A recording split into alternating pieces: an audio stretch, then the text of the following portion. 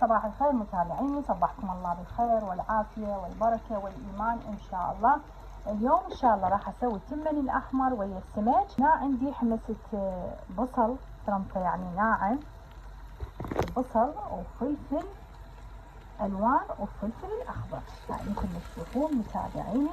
طبعا خليت بصل هواي فرمته ناعم وحمصته مثل ما تشوفون، وعندي فلفل الأخضر كذلك هم حمصته، وخليت عندي فلفل الوان.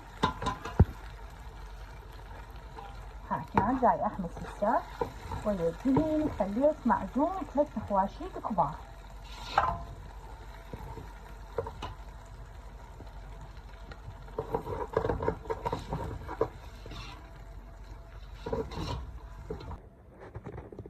هنا متابعيني عندي الليمون، نوم البصرة والقرفة الدارسين هنا راح اخليها.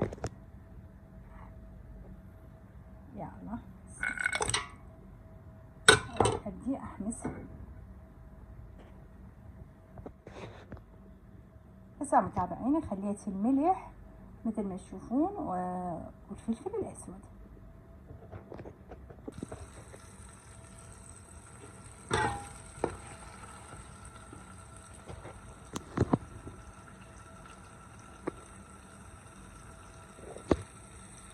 هنا متابعيني انا مسويه عصير الطماطم مثل ما تشوفون.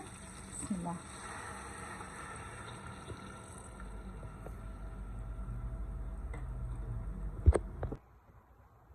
هنا متابعيني خليت التمن مثل ما تشوفون.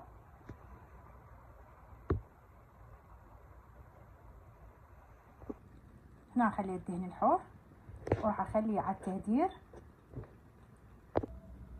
هنا متابعيني مثل ما تشوفون هذا السمك غسلته وقطعته، رشيته ملح وثوم بودر وبصل بودر. هسه راح اقليه بما يتهدر التمن.